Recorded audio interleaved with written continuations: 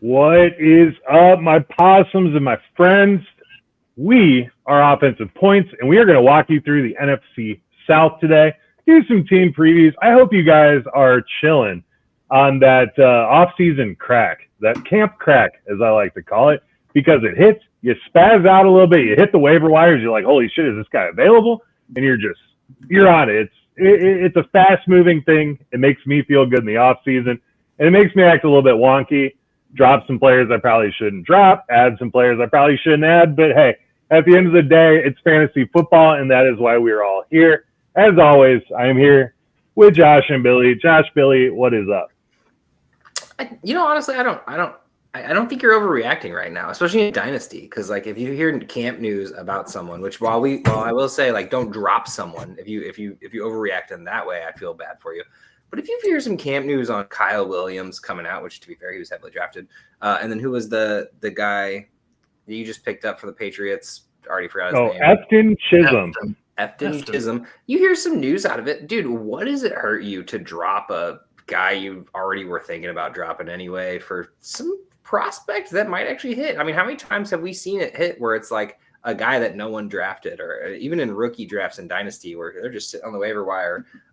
McCoskey Crockett or whatever his name is for Washington. That's a lot of people I still see in free agency. Like, if I heard one good story, I'm swooping him in everything. Like, I already got him in one, I'm pretty sure. And like, it's just one of those things where it's like, what if? And I already have him on my team. Now I'm happy. Yep.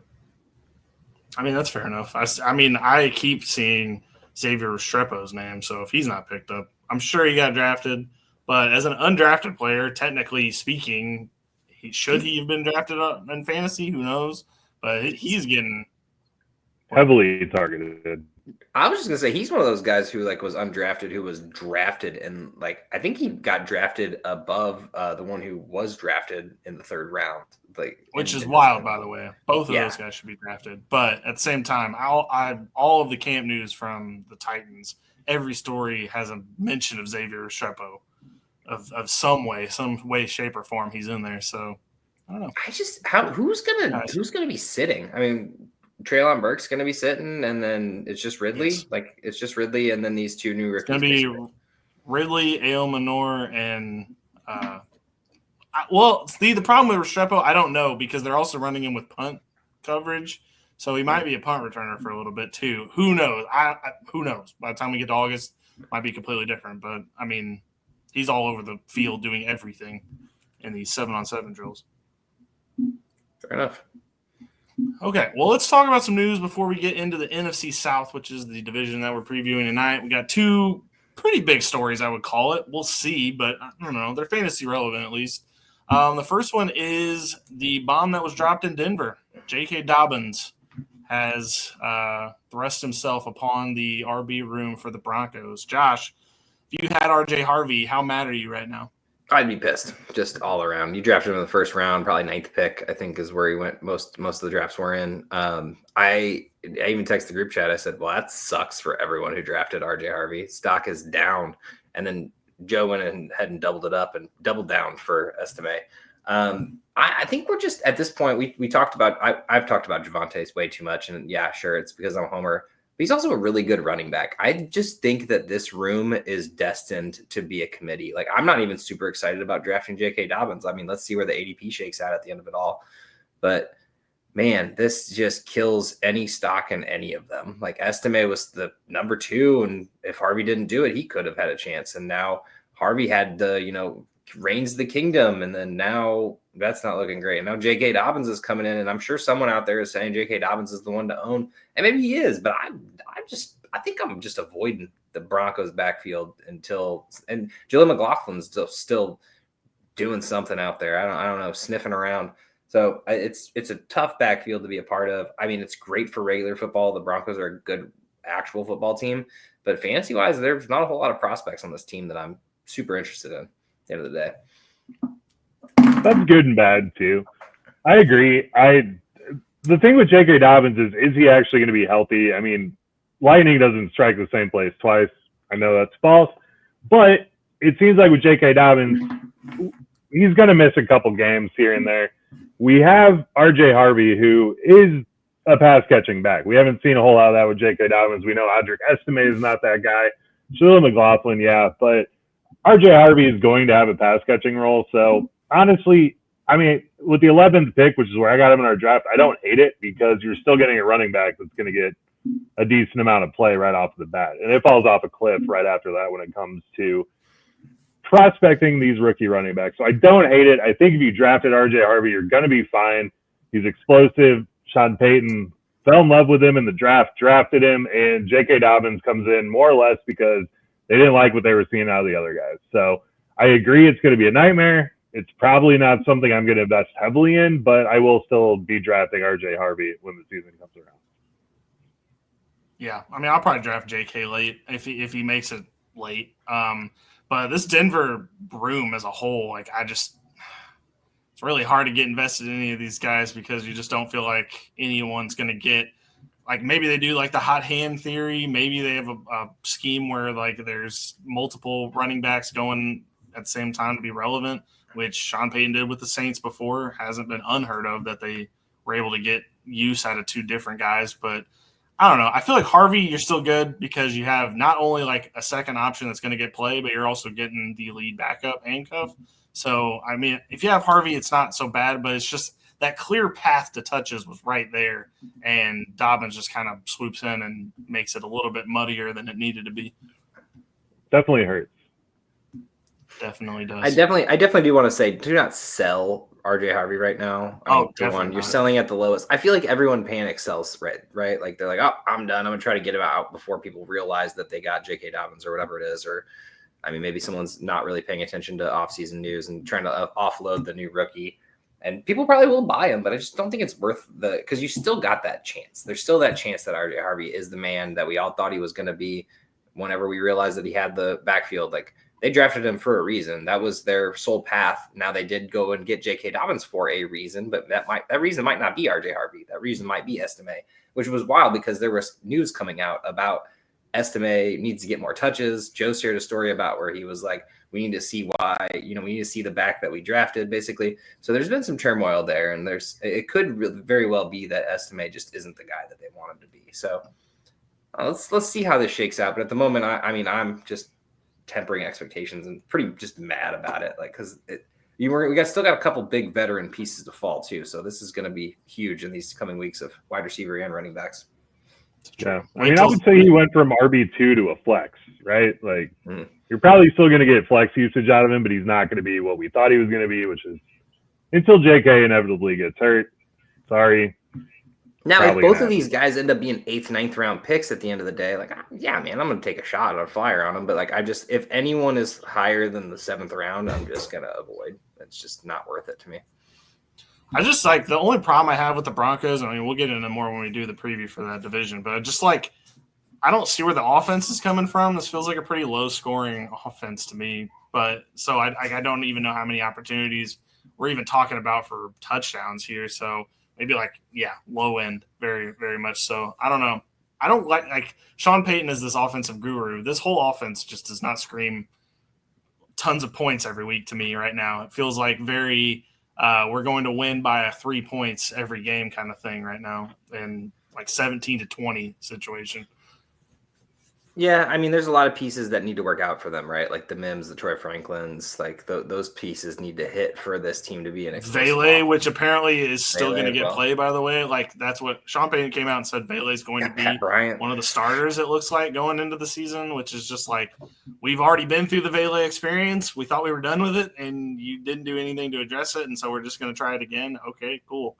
And I don't know, just the Sutton's mad. It's just I don't know. If you're a Broncos fan, you got to be happy about this at the end of the day. Like this team has depth, and it's good depth as well. I mean, the light position would be. We'll see. We'll see good depth. I don't know. I meant good one depth good for running back and one if you put them all together, one good running back. That's 3 different guys that you have put into one to make a good player. And the quarterback, we don't necessarily know about Bo Nix either, to be honest. What? Oh my gosh. Okay, see now that's where I think we're wrong. We're just getting. Were the Broncos an offensive juggernaut? Were we watching different teams last year? I don't remember them being an offensive juggernaut. For a rookie quarterback coming in with that team and doing what he did and putting up a pretty great fantasy season as well as just a good football season. And then them going and getting J.K. Dobbins just gives you a little bit of like stack, in case R.J. Harvey was a bust. I mean, that would suck. And then you go and get Pat Bryant to add to this young core of receivers. Like, you got options, is what I'm saying. I like to say that this wide receiver room is better than a lot in the National Football League, especially past the top 2. These guys got 5 or 6 guys who can go out there and potentially be good. Like, we don't obviously know what Pat Bryant is. We don't really know what Troy Franklin is. Disagree on that. We're forgetting about Evan Ingram, who is going to be a stud. And Evan Ingram. In this offense. Yeah, I'm sorry. There's a lot of weapons on this team. I'm buying into Broncos, man. I feel like just below the Patriots, you have this. Like this is just below. Well, like below, above, I guess, just above the Patriots. Patriots are the worst, and then you got the Broncos. You think you're the second worst team in football? Just offensively, wide receiver room, which is what I said. Yeah. All right. Well, whatever fireball bet needs to be made, I'm taking it. I don't know who's a worse wide receiver room. Oh, you're talking about just the wide receiver room. Okay. Yeah. Well, you said it's one of the good wide receiver rooms. And I was like, no, this is definitely not a good wide receiver. For one, I was saying with depth, but at the end of the day, yeah, I could probably find some teams that have a worse wide receiver room. The Cardinals we just talked about last week. What? Okay, Marvin Harrison has not outperformed Cortland Sutton yet. Marvin Harrison alone is better than. No, he probably will be, but as it stands right now, he has not played better than Cortland Sutton. I will take Michael Wilson over the wide receiver 2 for Broncos. No. You're taking? Who on the Broncos wide receiver room are you taking over? Pat Bryant. Vele's been hurt, and Pat Bryant's been playing in camp. He's getting time with the so one. You just said that we haven't seen Marvin Harrison be better than Cortland Sutton, but yet we have never seen Pat Bryant touch an NFL football. I do not like Michael Wilson. So. Okay. All right. I just pulled up a list of teams. I'm just gonna name some that I put in the category of the Broncos. I'm not saying better. I'm not saying worse. I'm just saying in that same category. Buffalo Bills. Put them in there. Patriots, as you said. Baltimore Ravens. Make that argument. Cleveland Browns. Raiders for sure. No, I'm just going down a list. Steelers. Colts. Yeah, I can't say Jaguars. Not after Travis Hunter. Titans. We're talking one guy, one good guy on all these teams that we're talking about, and then nothing behind him. Who's the bad guy on Indy? Is it Josh Downs or is it Michael Pittman? Alec Pierce. Oh, who's the good one? Yeah. Well, you said there's one Pittman good guy on Indy. That one actually I think is just clear cut worse than who we're talking about right now. The Titans, we have Calvin Ridley and then a bunch of no names. I can't say the Kansas City Chiefs. I'd love to, but Raiders. Okay, whoa. So with the Broncos, you have Sutton and then Vele Mims. That's that. We're putting up Vele Mims versus Josh Downs and saying they're even. Like, what are we talking about? You're saying that the Raiders are better than the Broncos? I would say Jacoby Myers, yeah, is better than Cortland Sutton. Okay, and then what about Pat Bryant and Vele and Mims and? I hate this conversation. There's like 6 other wide receivers on this team. I don't know. I feel like I don't know what Broncos receivers y'all are bringing to the table and saying, yep, these are the chess pieces to make this team go. I said that this has depth. I said they have Cortland Sutton. They have Marvin Mims, who's one of the most underrated guys. Every team almost has the same amount of wide receivers. So by Pat that logic, yes, Troy everyone Franklin. has depth. Everyone has depth because they all have I'm not saying they have depth as in the bodies in the room. I mean talent. Like I think you both just need to take a fireball shot just for the hell of it for this conversation. Should we just do Bo Nick's yardage? Like, what do we want here? I never defended Vele. You kept saying Vele. I never once said the word Vele. Okay, but you're saying the room, which you're saying is not just a bunch of players. Which I'm talking about Pat Bryant, Marvin Mims, and Troy Franklin, who all we don't know anything about Pat Bryant right now. And Troy Franklin is a one-ball game catcher. There's 5 guys. There's 3 guys who I think are great receivers already. We're gonna start with Evan Ingram, Marvin Mims, and Cortland Sutton. Other than Marvin Mims, Cortland Sutton, and Evan Ingram. Receiver? I do think Marvin Mims. He's been great for what in his small sample size. Pat Bryant, Troy Franklin. Okay. Small sample size is generous. Dude, I do not understand. What? How many wins do you think the Broncos are gonna get? I mean, they're going to get a solid amount. They have a great defense. Like the defense is the okay. spot on this team. What where do you think they will be in passing yards? Then, like, where can we find some common ground here? Like, you're just yelling, and I mean, they're over here definitely trying to going to go fireball over that. 4K. They might go over probably not 35. 4K passing? Not 4K? even 35. Less 35? than Okay, 35. I'll take that. 35. Perfect. There we go. Fireball bet. Write it down. Easy. We're talking about the NFC South today, and somehow this is more depressing than that. So can we move on? Yeah, dude. I thought that was the craziest conversation we've had. One in the while. Billy's just mad that Thunder are losing. For all those right people now. that are new to offensive points, welcome. This doesn't happen a lot, but it does happen often. No, I feel like we all watch football, but some of us watch it differently. I don't know. That's the only thing I'm thinking. All right. Other news story is Aaron Rodgers to the Steelers. Does that matter at all for fantasy? Yeah. Like, I'm having a hard time thinking about that. Okay. Yeah. Make your case. It didn't help the Jets. What's different about the Steelers? No. It's just that there was nothing else besides. And now Rodgers is there. It makes everything just fine again. Like, it's the Steelers. So you're not like super overly excited. I mean, Metcalf's in the same boat. Like, we want to see Metcalf succeed. He'll probably be a 900,000 yard receiver. That's great. With Duck Dynasty, I don't know if he had the chance to even get there. I mean, it would have just been ugly. This way, it's still going to be ugly, but there's going to be peppered with targets. Look at Devontae Adams last year and all the strides he made at the end of the year. Honestly, probably won a lot of people fantasy championships, or at least got them into the playoffs. So, no, have to say it's definitely relevant for fantasy, but it's really just making it back to even, because what was on the roster is rough.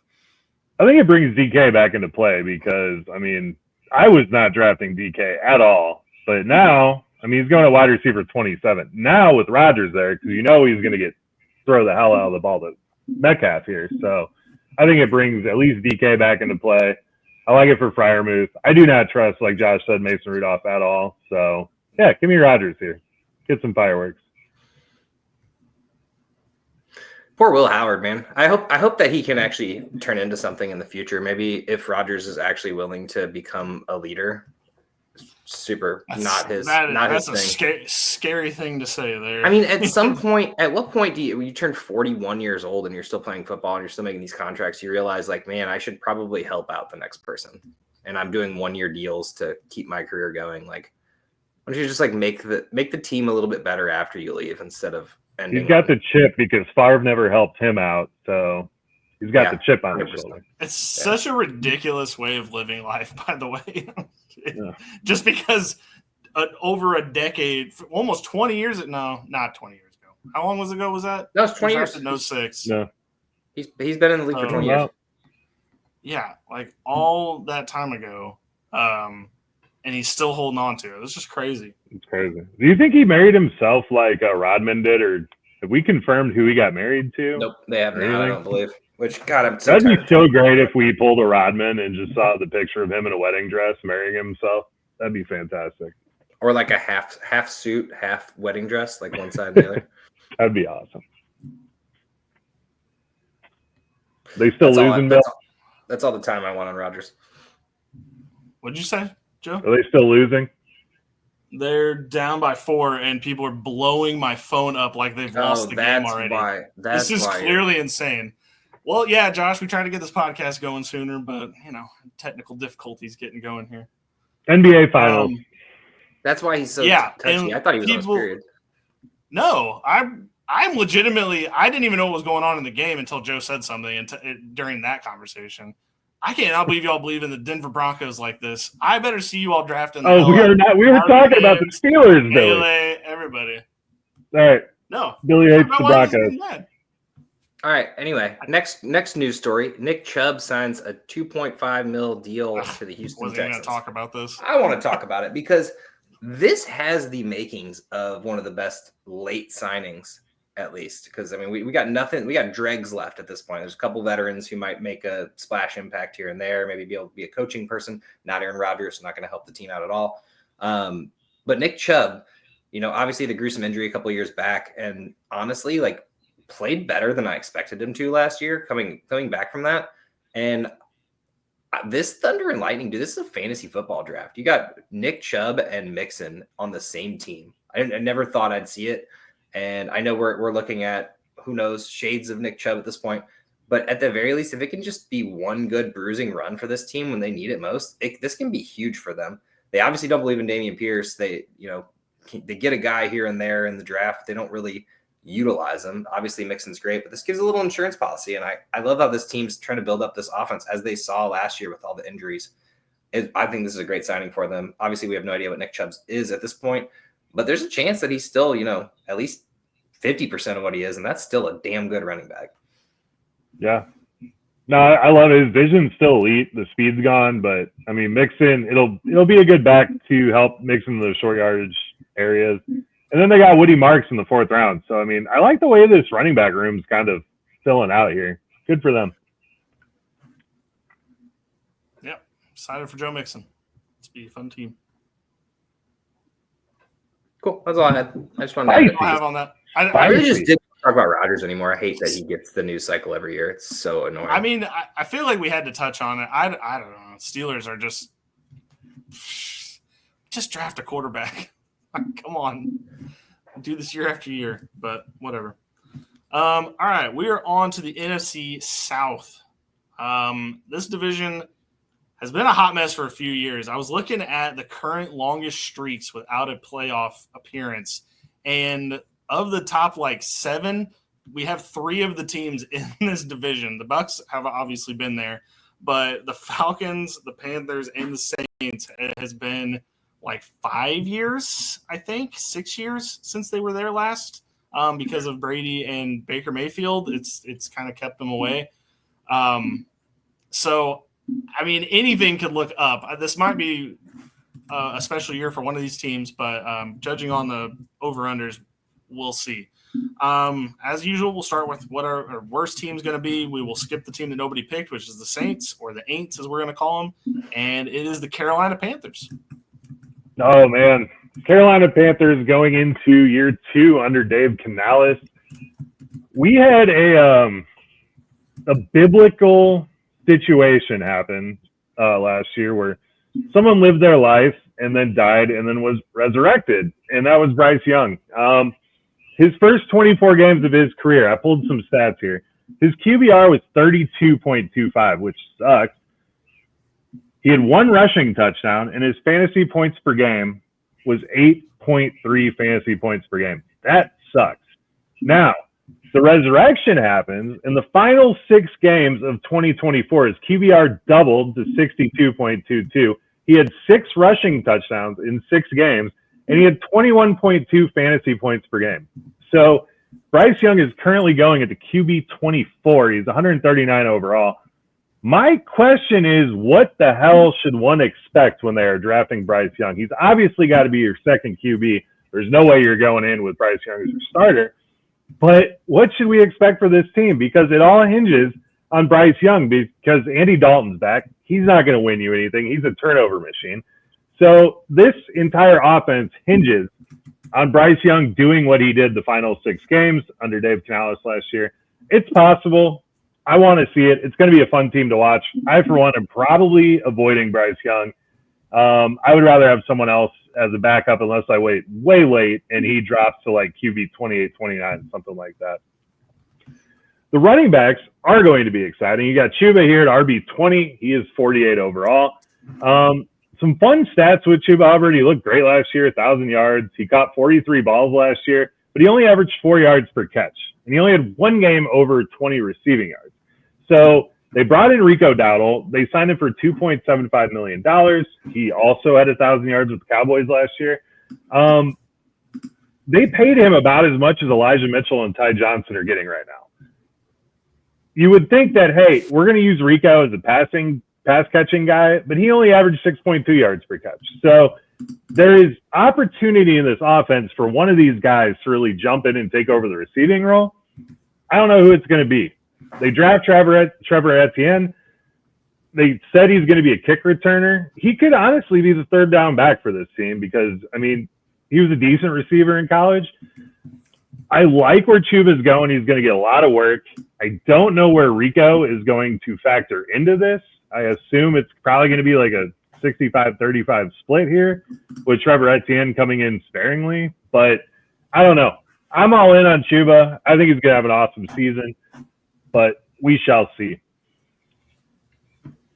The wide receivers on this team are also absolutely fascinating, and this obviously depends on Bryce Young being good or not. But we have Air McMillan. I prefer to call him Air McMillan. We can't call him Tet anymore because his mom said you can only call him T-Mac or Nalo.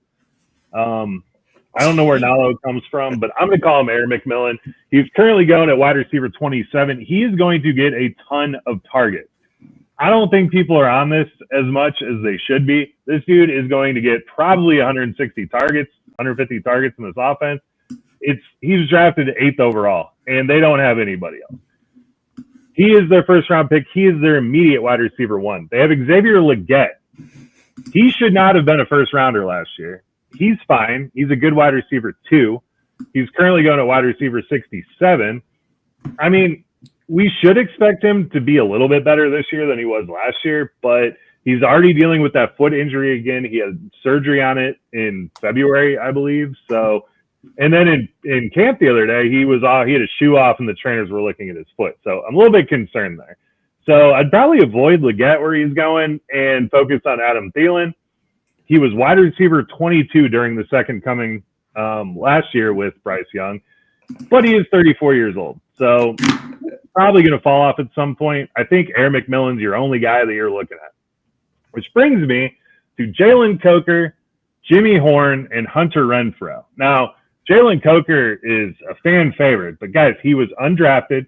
He was then cut and then luckily re-signed to be pretty much their wide receiver 1 last year when Leggett was hurt. So I don't think that screams like, hey, we want to get this guy a bunch of targets. He's fine, but he only averaged 8 points a game with Bryce last year. It's not great. He did all his work with Andy Dalton. Jimmy Horn was drafted to be a kick returner, and he is currently going ahead of Xavier Restrepo, which we talked about, Roman Wilson, and Elic Anamaner. He was a 6th-round pick, guys. I don't know. And then Hunter Renfrow, who people are also hyping up, hasn't done a damn thing since 2021. Hopefully he's healthy. I would assume he is going to be your functioning 4th wide receiver on this team. I don't know. So pretty much is Air McMillan. That's who I'm going with. And then the guy I'm really excited about on this offense is JT Sanders. He's going at tight end 29 overall. He was not ready to be a starting tight end last year, but he was kind of forced into it with Tommy Tremble's injury. Ian Thomas was hurt. Now, Tommy Tremble just had back surgery and is not going to be back until preseason. So JT Sanders is going to get a ton of opportunity with this team to establish himself as the tight end 1. And I think that carries into the season. And he's going at 211 overall. That is free. That is backup tight end territory. That is nothing burger in Dynasty. You can probably trade a 4th-round pick for him and get a starting tight end. What do you guys think about this offense? I feel like I differ from you on a lot of things, but I'm not going to yell at you because it's the Carolina Panthers and I don't care that much. But I think so.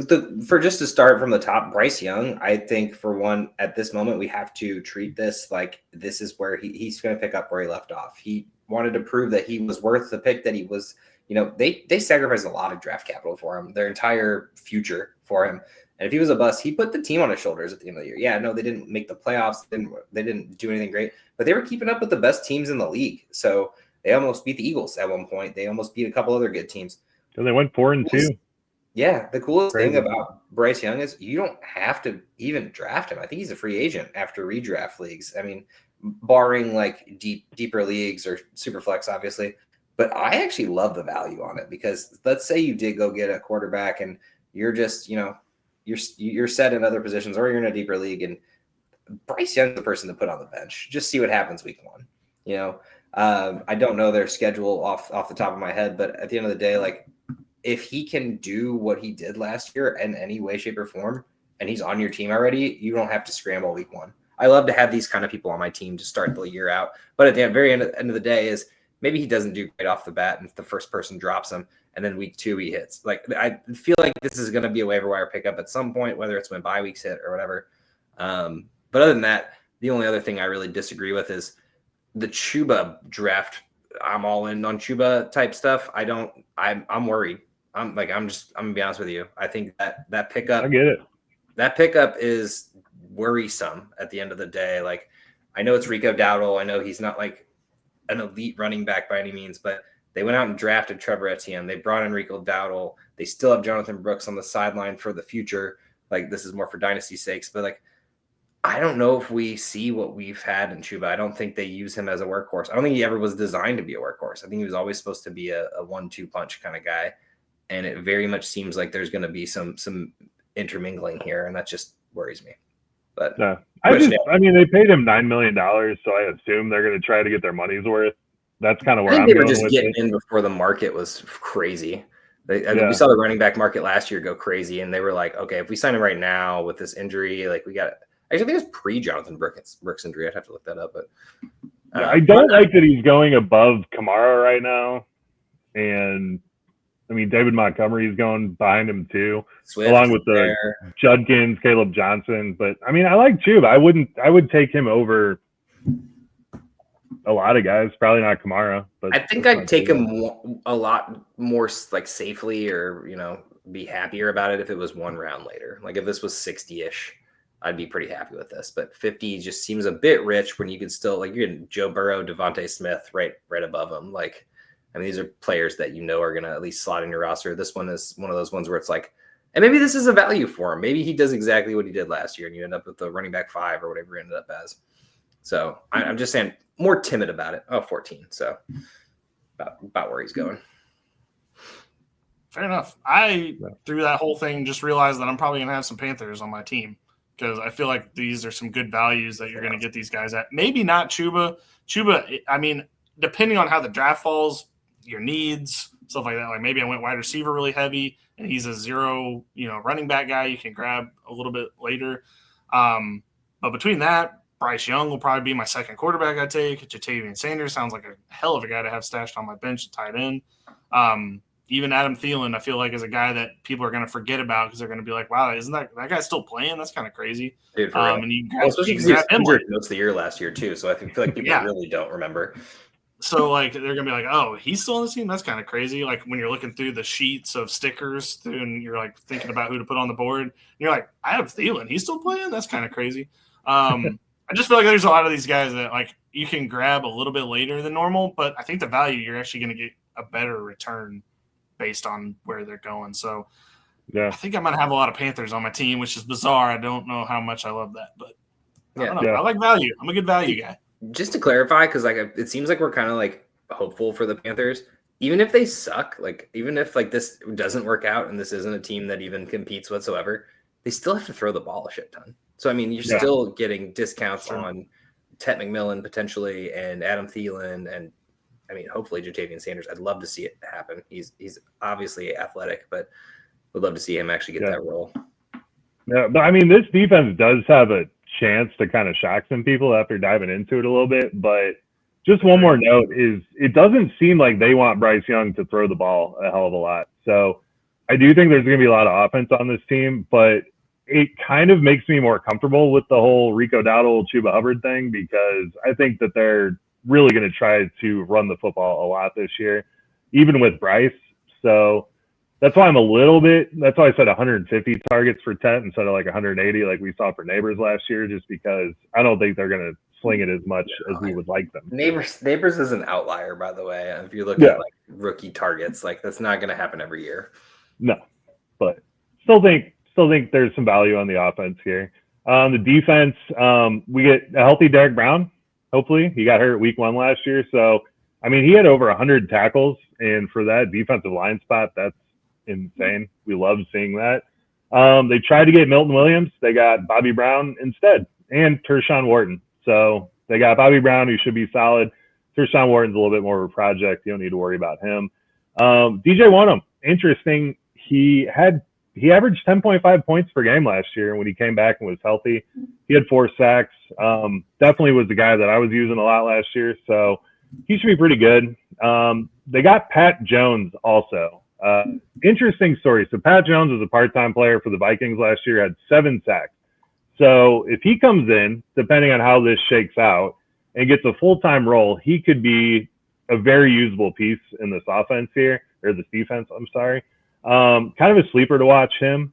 And then when we get to linebackers, Josie Jewell, absolutely underrated. Get him in your drafts. He's going to be awesome. He was shy of 100 tackles last year, had a couple injury things, but he's very useful. Does a lot of the pads the stats, interceptions, sacks, whatever it may be. The interesting thing is Trevin Wallace and Christian Rosenboom. Christian Rosenboom comes over from the Rams after having 135 tackles. It's kind of interesting that after Troy Reeder got hurt, Christian Rosenboom filled in pretty good, and then the Rams were just like, nah, let him walk.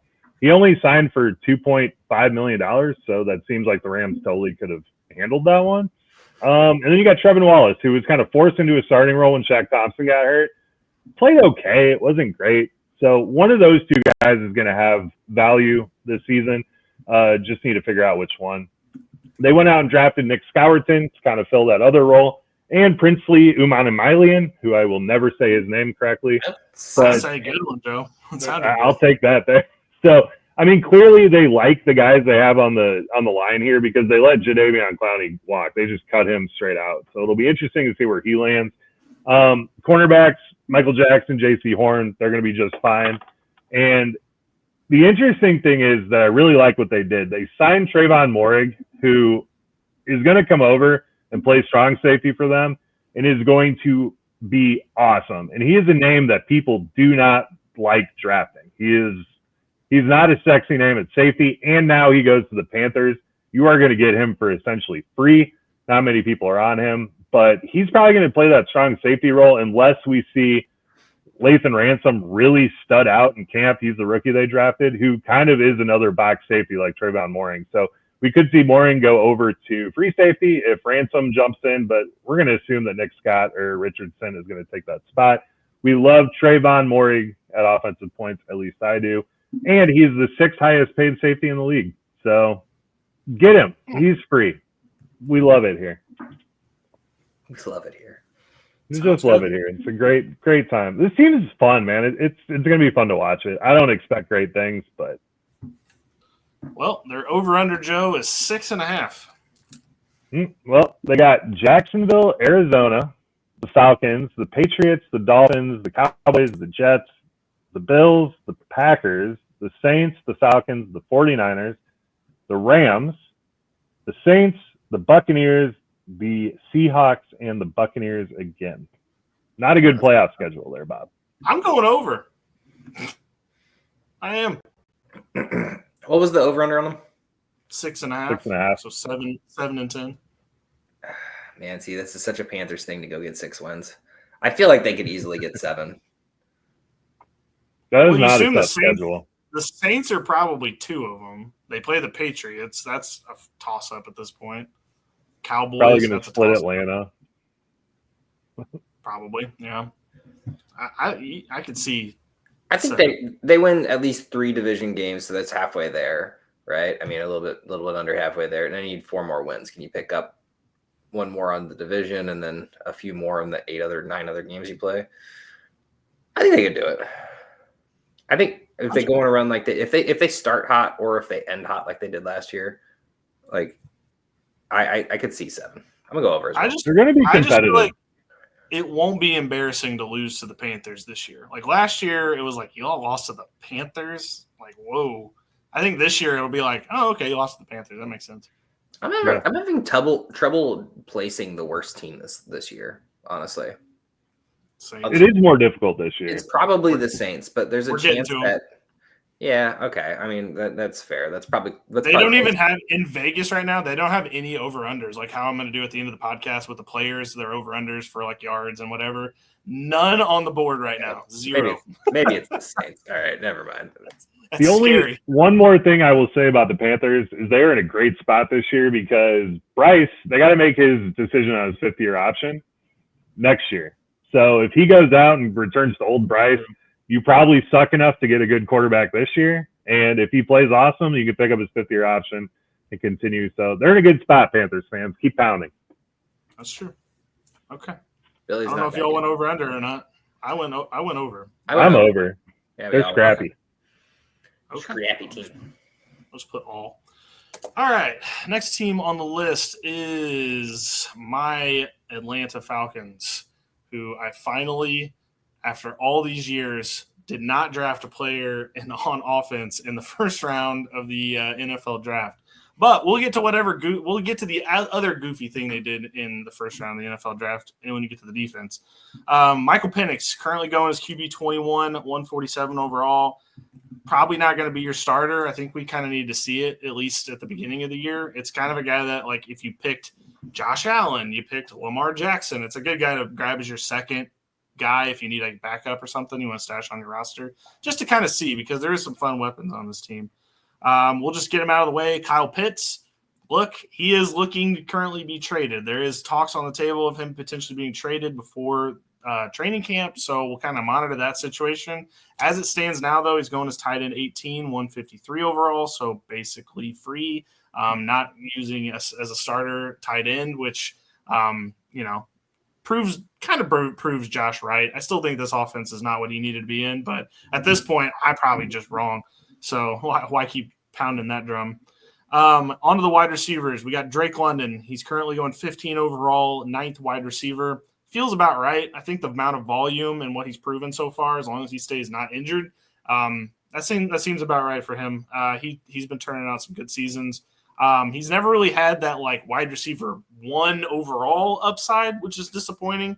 I thought eventually he might get to that point, and who knows? Cooper Kupp got there a little bit older than what Drake London is now, so maybe they're still in the cards. But as it stands now, I don't think that ceiling's there. But he's a good guy to grab in the second round of the draft if you need a second, or when you get your second wide receiver or your first wide receiver if you went running back. Darnell Mooney, everybody's favorite guy who everyone loves to shit on. Currently going wide receiver 47, 86 overall, which just feels disrespectful. That's a guy that I think everybody should at that price should be targeting, because there is no one else on this roster that you should really be thinking about as far as wide receivers go, because Pitts, as I already stated, going 153 overall. So clearly no one thinks he's going to be a factor. And if you put Darnell Mooney is the other guy getting the targets on this team, that means he could probably get something. So I would say he's a guy you could go grab. And at that price, I would gladly take him as my flex option on the team. Ray McLeod is the other guy. He's going undrafted for most people right now. I don't know if his roster spot is super safe, or at least not like fantasy relevant as it stands now.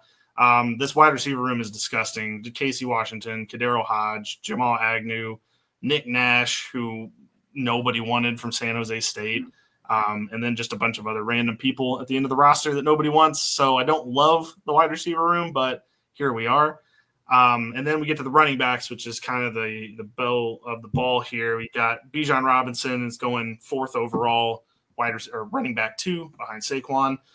Feels about right. I think the offense is obviously going to funnel through him. I think you're going to get your value back. And if you have one of the first 4 picks, I don't think Bijan makes it past that to 5. Tyler Algier is going running back 48, 151 overall. I do think that is a little light because, you need to grab him as a handcuff if you have Bijan, because once he gets in there, he's going to get used. And then just in general, he's still going to get some touches for whatever reason.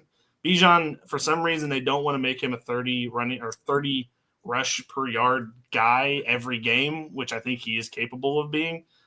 So they run Tyler Algier sometimes. So I think he's got a little bit of flex value in dynasty leagues with big benches and big starting lineups.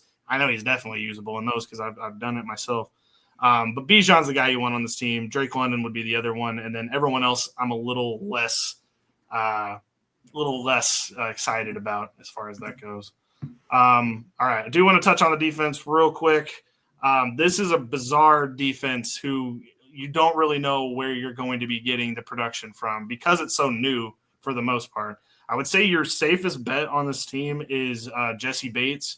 He ended last year as the defensive back 7, so I do think you can expect that to continue. But other than that, they brought in Leonard Floyd from San Francisco.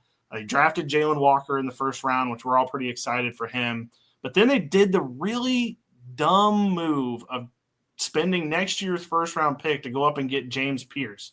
Where does he fit in? Are they doing a rotation system? I don't know, but if you're going to make a move like that, that makes you think he's getting on the field. So then why did you go get Leonard Floyd? It's very frustrating. Leonard Floyd can't handle a full workload at this point. He can't, but at the same time, like, you go get him, and now we're going to do some kind of bizarre rotation where now none of these guys are probably draftable in IDP drafts, or at least if they are, one of them is going to hit and then the other two are just going to cannibalize themselves. Like, I don't even know what to do about that at this point in time.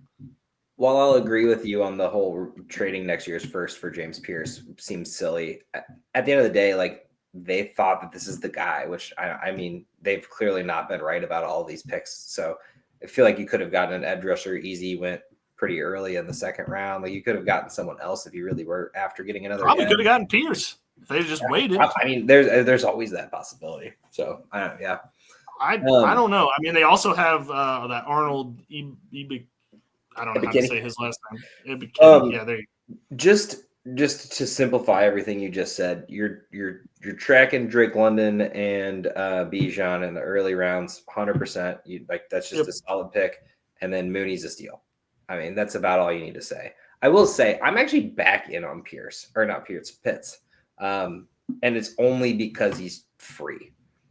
So like if it like, obviously, once again, this is a backup tight end currently going at like tight end 18 or something like that.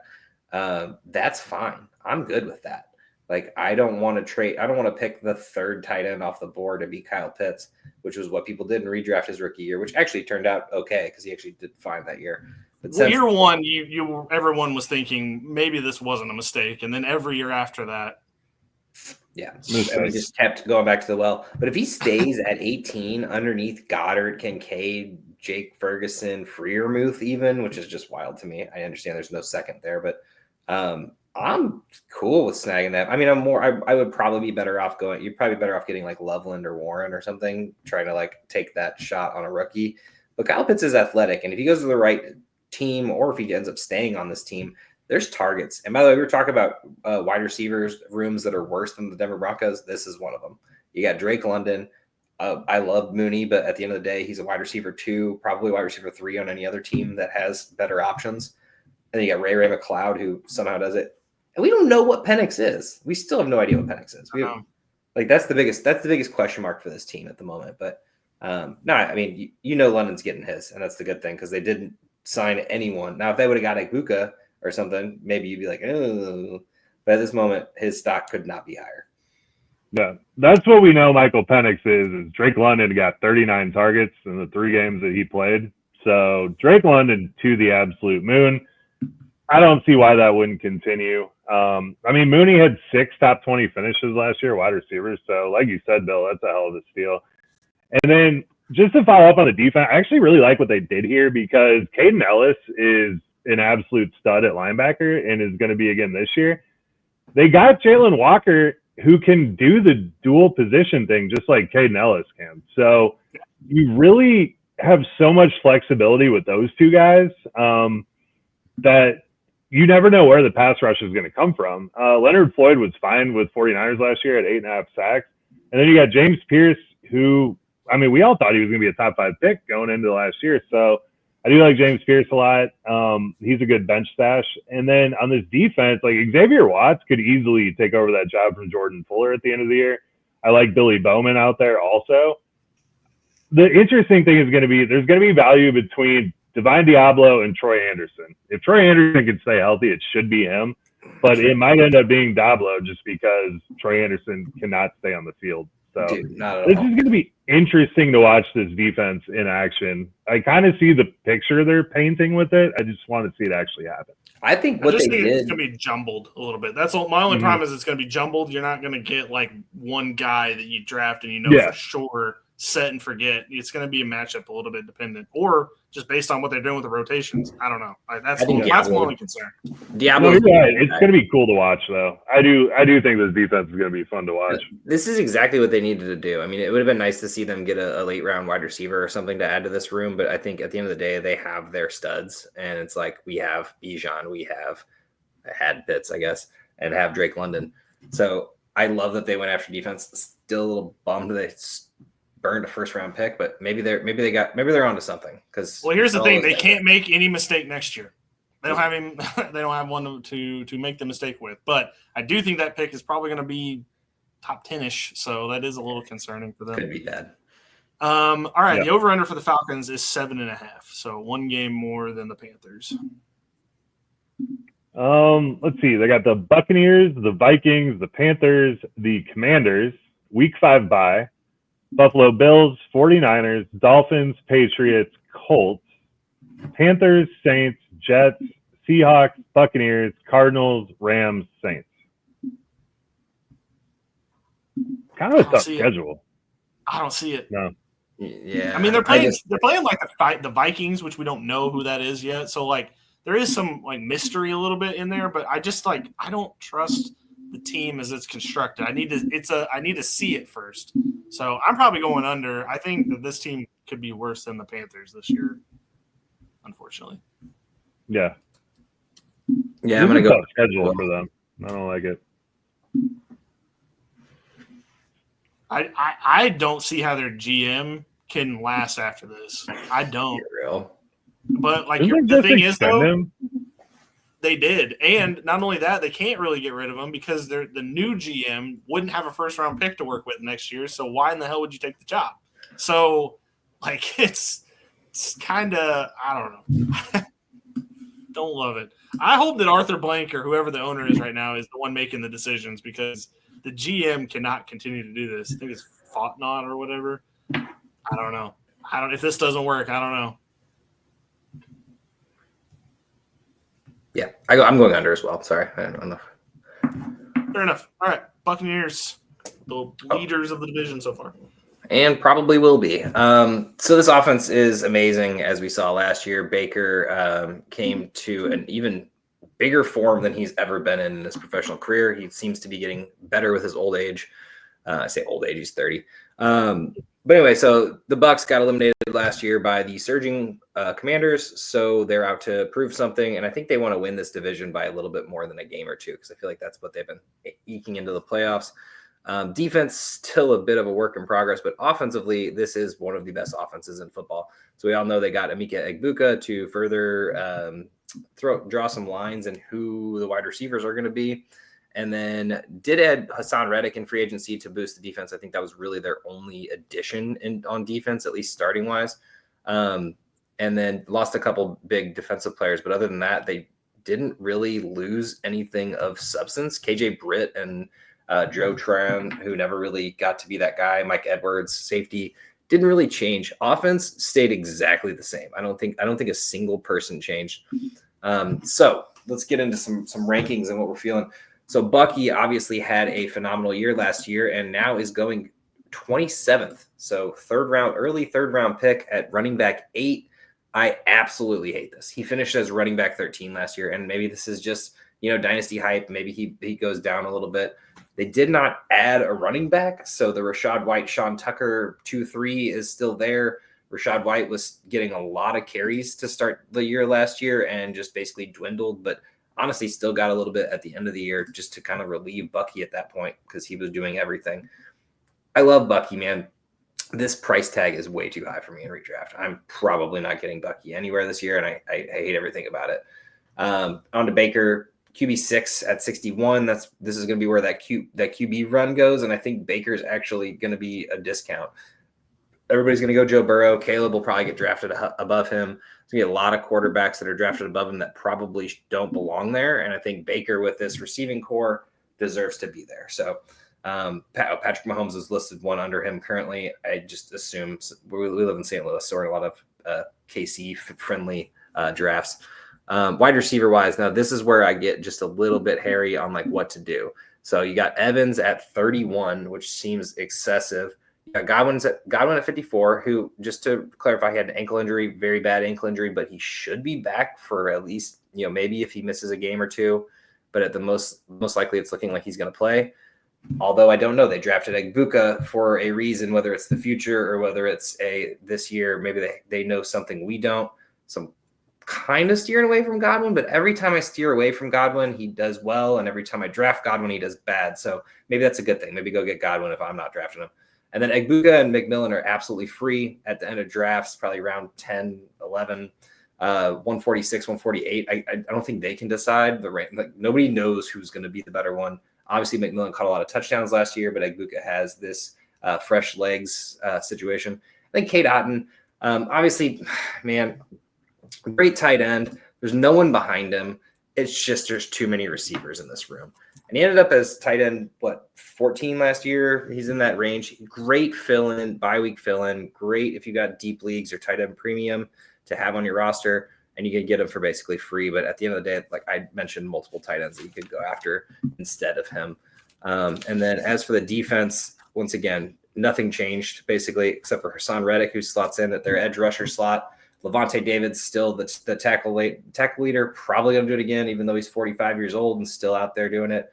Yaya Diaby and Cansey out there on the edges, and then Vita Vea and Hall soaking up the middle. And then I really hate the next linebacker because I want to say that Anthony Walker or Deion Jones have a chance to be in there, but it currently is listed as Servakia Dennis, and I don't know if that's something that you guys should worry about. And everyone knows about Antoine Winfield, and Christian Izzian is just not going to get enough play for me to be starting, but good depth stash. So what do you guys think about this team? I hate having a bet on Jalen McMillan right now. Like a fireball bet, I almost feel like I should just take the thing because, like, man, going in even into the night of the draft, I felt really good about it. And then they took a wide receiver. Still don't know why. I don't know if they needed that, but I feel like it's a insurance policy for potential injuries to either Evans or Godwin, because if either of those guys does go down, it does get a little like suspicious after that. Whereas if they have Ibuka, it's not. Like it's not as suspicious, at least. Like at least it's a guy that you think you can trust with first round pedigree. So I think that I'm scared because I feel like the Bucs by the time we get to August, I know we don't like. I don't know if Matthew Berry's still doing his Berry bumps, but like I feel like all the Bucs are going to get Berry bumps by the time we get to the actual drafts, and all these guys are going to be priced out. Like the fact that Baker's going above Mahomes is scary. The fact that I don't even think Bucky's at his highest point yet as far as being drafted, like 27. I feel like he might even get higher by the time we get, and then Godwin and Evans are consistently not drafted where we think they should. I feel like this whole team is like, if we were drafting today, good values. I'd probably grab them where they are. But like by the time we get to August and things are starting to inflate a little bit, I don't know if I'm gonna have any Bucks, unfortunately. I mean, Mike Evans in the third round for a guy who's going to go out and get 1,000 yards and 6 touchdowns is just pricey to me. Like looking at the wide receivers that are in that area. Well, then you have the health factor with them too. Like that's another thing you have to at least. I know that it's like you never want to factor injuries into it, but at a certain point with Mike Evans, we have to be realistic, right? Like eventually. All right, so wide receiver 16. Let's just go down the list of wide receivers below him. Terry McLaurin and Devontae Adams, the next 2 picks. Would you rather have either of them over him? Devontae all day. Yeah, I think Devontae. I'm taking both of them. I'm taking Terry too. I mean, the whole contract thing, I'm not worried about at the moment. DJ Moore, I'll take Mike Evans over. That's like 6 picks down. And then we get into Marvin Harrison, Cortland Sutton, Zay Flowers, Devontae Smith. So there is a drop-off here after this, but the Mike Evans just feels like he should be 3-4 picks later, just in general. Like I want to take Terry and Devontae before him, just right off the bat. And then there's some people. I missed Rashee Rice too. But I don't know. For some reason, this year just feels different with the Egbuka signing. And while Jalen McMillan didn't really get a lot of play when Mike Evans and Godwin were on the field, I think there's going to be more of a swing here, like immediately. And Egbuka could actually start potentially right off the year, or McMillan even for that matter, as if Godwin is not able to make it back. So that's a fun little stash just to see what happens, especially as we get closer to the year and creep up. I think they'll creep up as it goes on, though. Yeah. At least under Liam Cohen, they ran 3 wide receiver sets a ton. It was McMillan, then it was Sterling Shepard for a while there. So I think Egbuka, even though we kind of profile him as a slot receiver, could start outside pretty early, just get some good play. And then, like you said, with the health of Godwin and Evans, I mean, I'm slowly starting to feel like I'm going to have a lot of Egbuka this year. If he especially if he continues going where he's going. Yeah.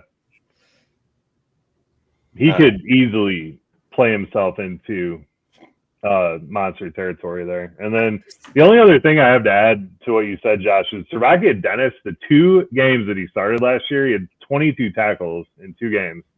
And Todd Bowles came out and said that they expect him to kind of take a lead in that linebacker role. So he is a guy that you should be running out, at least stashing, to see what happens. I don't know if it's going to work, but we should at least put him on our There's roster. no one like threatening his position currently. I mean, there's a couple guys who I mentioned who are, could have some roles. I look at all three of them as one linebacker.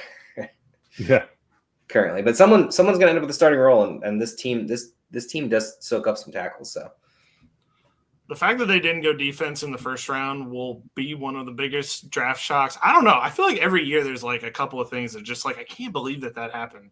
Mm-hmm. And this was one of them where I'm just like, man, really? Okay, they went and got a wide receiver. That interesting. Didn't think that's where I was absolutely convinced Jihad Campbell was the pick here. That was. I agree, Joe. I would have put money on it if I was able to. No, that is not what I thought. Okay, the Buccaneers over/under right now is 9.5. Lower. All right, so they start off with the Falcons, the Texans, the Jets, the Eagles, the Seahawks, the 49ers, the Lions, the Saints. Then they have a bye week and they go Patriots, Bills, Rams, Cardinals, Saints, Falcons, Panthers, Dolphins, Panthers. Okay. Wow. That was a tough middle stretch there. It's hard, but they're a good team. So like they just don't have a good defense. Have they ever? I mean, really, the Rams, the Bills, the Lions, and the Eagles are their only, I guess maybe the Texans, but that's really the only hard teams. Right. I guess I feel like I can't. I don't know. I guess they basically got to go 500 just with an extra game. I think they got it. So do they need 9 wins or 10 wins? 10. Go 10-7. See, I feel like this team is, and they have another receiver, but I feel like it's more of an insurance policy than a upgrade. And considering they upgraded nothing, that means they went 10-7 last year. They went 9-6 before, or 9-8 before that, and 8-9. They've technically gotten better each year as we go on, but not improving the team makes no sense to me. So I'm gonna go under. Actually, I think they had a lot of offensive line injuries last year too. I'm not saying the team's bad. I like the team. I just think that that defense is gonna bleed this team. And fortunately for us, fantasy wise, these wide receivers and quarterback and running backs are going to be doing some work. So, also, I didn't really touch on Rachaad White. Actually, a pretty decent handcuff. I not a huge Rachaad White fan, but if Bucky does happen to go down, Rachaad White steps directly into that backfield. Fair enough. I'm not doing the thing. On to the worst team potentially in the NFL, and that is the New Orleans Saints. I just want to tell the story of Tyler Shuck because he's probably looking to be the starter right now. Kind of looks like that's where they're headed. I think Spencer Rattler's possibly the better option, but we've seen the Spencer Rattler experience. It's not exactly inspiring. So Tyler Shuck is not a good quarterback. And he was in college for 7 years. He was a backup. A lot of people go to college for 7 years, man. That's true. I'm not disrespecting the education of it all. He probably has almost a doctorate by now. But at Oregon, he backed up Justin Herbert. If you think about how long Justin Herbert has been in the NFL, Tyler Shuck's been in college that entire time that he has been in the NFL.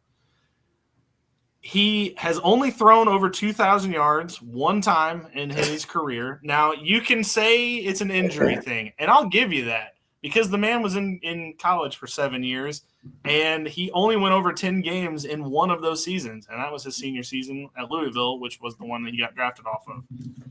He threw for a career-high 23 touchdowns this season, 23, very exciting 23 touchdowns. And 6 interceptions, which isn't bad. But, if you're only throwing 23 touchdowns, how many could you have possibly thrown? I think that this is the worst, bring a guy from in college and then stick him on an NFL team that I have ever seen. He is made of glass, clearly, and he's almost as old as Spencer Rattler right now. In fact, they might be the same age. I'm not positive. I don't understand the point of doing this other than the fact that the Saints want to suck and they are going to get the number 1 pick in the NFL draft next season. I think there's a reason that Vegas hasn't put up any potential bets for any of these teams for the over-under for stats because they don't even know why Tyler Shuck would be starting because they haven't put anything up. So I'm sorry to put a damper on Rougarou's parade and the whole Saints, but this is frighteningly bad. Okay. I'm gonna pick this up a bit because that was super grim. While I agree with pretty much everything you said, I have to be realistic, Josh. It's just okay. That's the life I'm living. I just want to talk about the bright spots of this team. Sure. And it actually correlates directly to what you were saying. If this team had a quarterback, offensively at least, this is a decent team. Unfortunately, they don't. I'd love to say what if on Tyler Shuck or what if on Spencer Rattler. We saw what Rattler was last year. It was not it. I don't know what else is out there, but maybe they need to explore those options. The wide receiver room is actually really great. I mean, Chris Olave, we know there's obviously concussion issues here, especially last year. Pretty much got shut down after the multiple concussions. Rashid Shaheed was a speedster who I at least did not believe in, and it clearly was wrong. I should have believed. And then they go get Brandon Cooks, who's doing a little victory tour and been on every team in the NFL, and he's back to the Saints. I like this receiving core. I think this is great. Juwan Johnson, Taysom Hill, Foster Moreau, that whole tight end conundrum is rough. But at the end of the day, like they all equal one good tight end.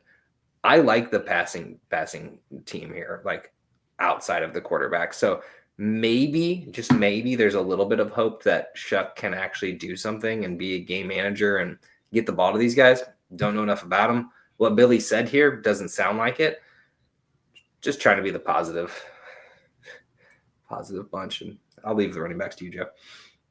No, you're good. I do want to say a positive thing about the tight ends because you were pretty Debbie Downer on the tight end. It wasn't that I'm Debbie Downers. None of them are going to be fancy. No. You're good. I'm just saying. Fun facts.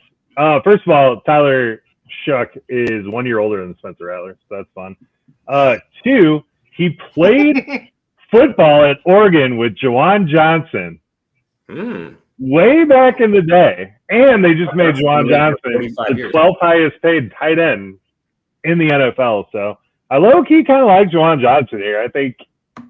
I mean, he is absolutely free.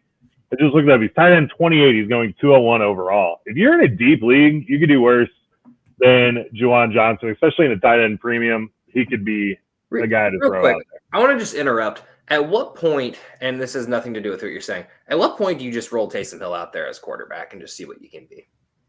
If his knee's intact. If he's even going to be able to play. Okay, well, that's fair. I didn't know. He's even going to be able to play. I thought for some reason. 37 now.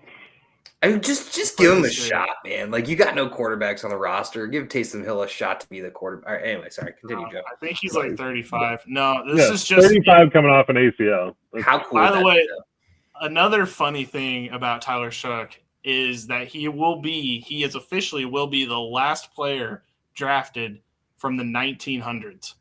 He was born in 1999. He is officially the oldest player. Like nobody else that's in college football right now is from the 1990s. Wow. Tyler Shuck is the last one. You say 1900s, man, just makes me feel old. Like I don't know. Well, we're 25 years into the 2000s, Josh. We're 25 years in. Sure. And Tyler Shuck, still from the 1990s. He's holding strong for us 90s babies. This is I don't know. But you got to draft Kamara. I'm pleading with people to draft Kamara. He's going at 60 overall, RB20. Just draft him. He's got a couple good years left with this team, and they have no quarterback. So Kamara is your dude. Just draft him, please. Devin Neal's spicy. The name's cute. Him and Kendre Miller are going to fight. Kendre Miller has actually looked pretty good this offseason. I'm not saying there is going to be a resurgence about Kendre Miller, but he does look fine. Get Kamara. If you're going to draft anyone on this team or in this division for what that means, get Kamara. I don't mean to be a dick, but Kendre Miller's fantasy career at least ended when they drafted Devin Neal. If Kamara I don't think it did, Josh, but I think that these two guys are going to fight each other completely.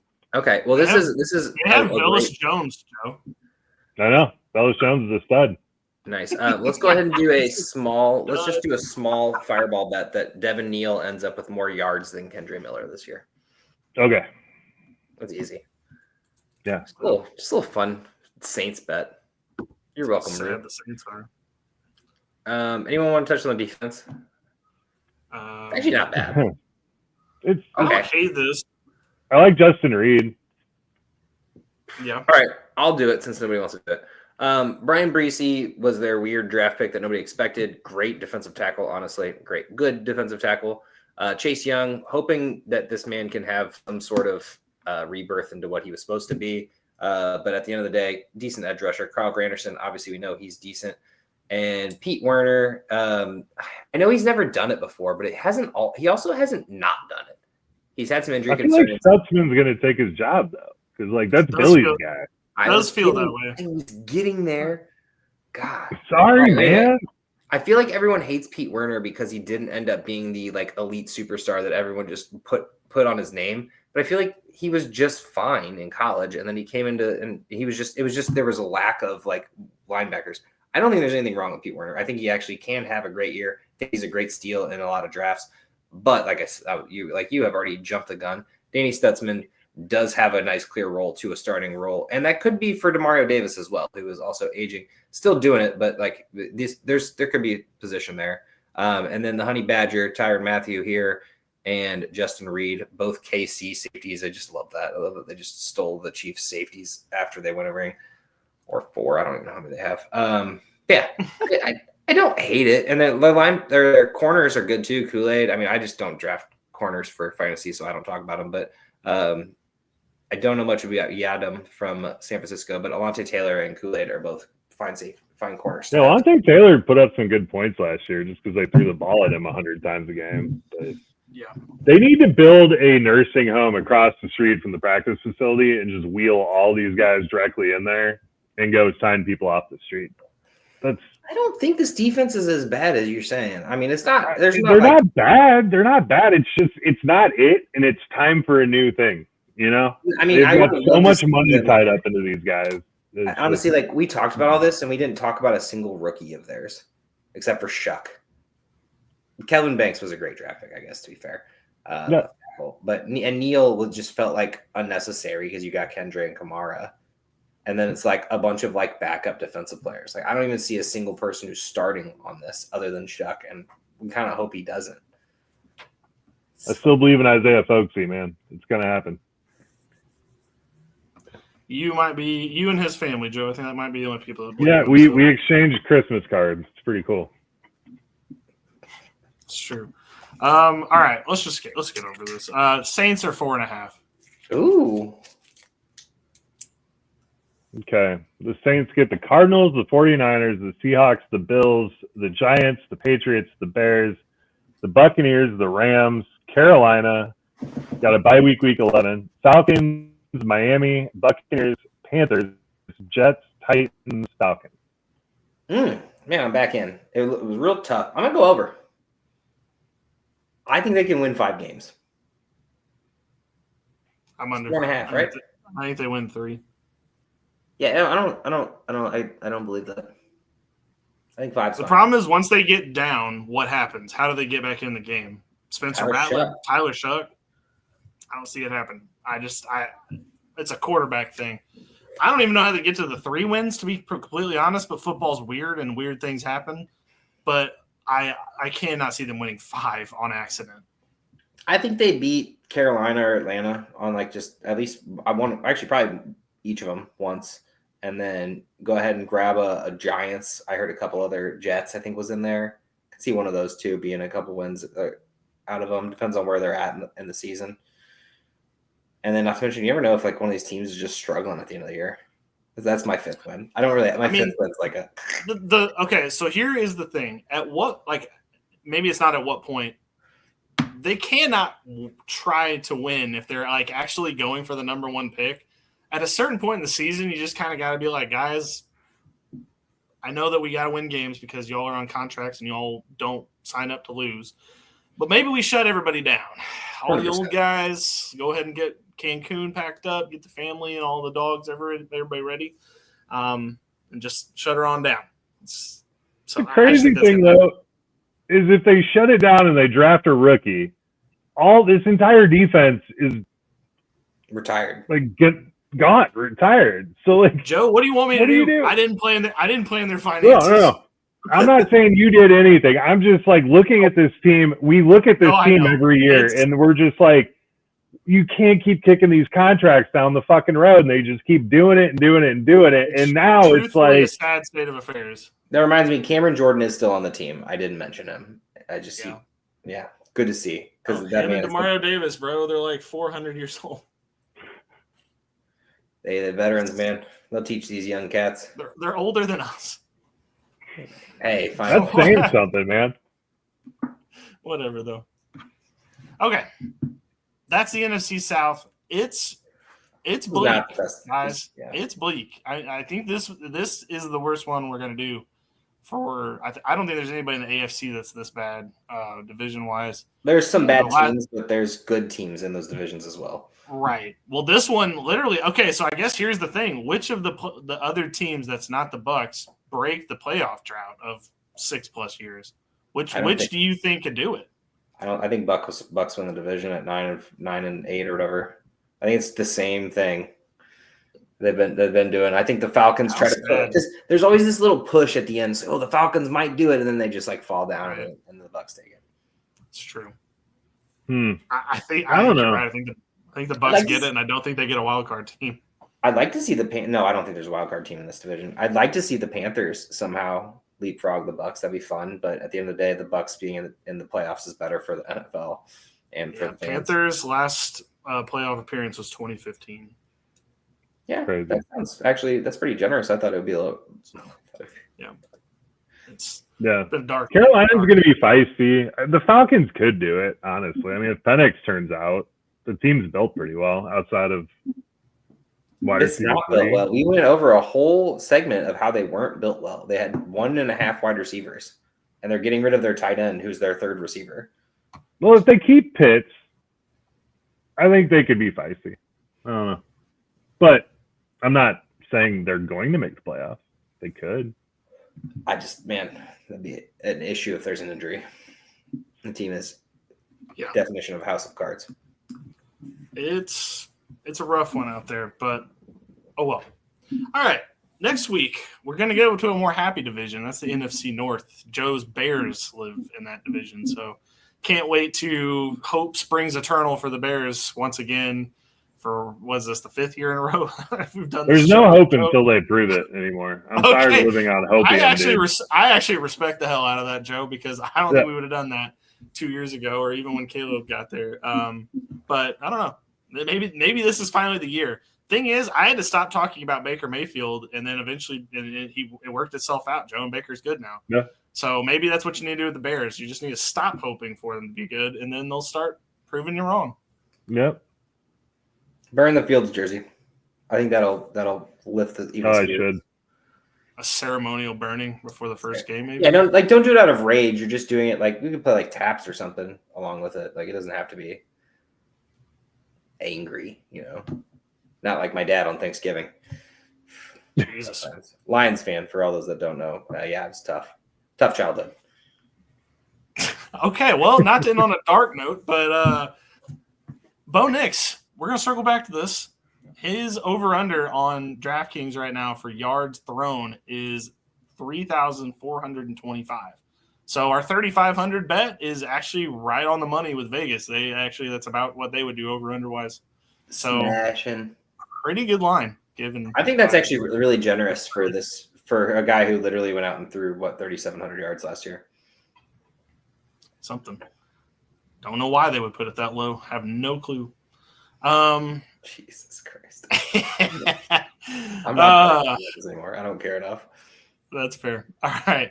Go Thunder. They're going to inevitably choke this. They're leading by 5 going into the third. I feel in my bones something bad happening. They're down by 4 at half, so that's good. Yeah, up by 5 now, so we'll see. But yeah. All right. We'll see you next week. Joe, get us out of here. Good night.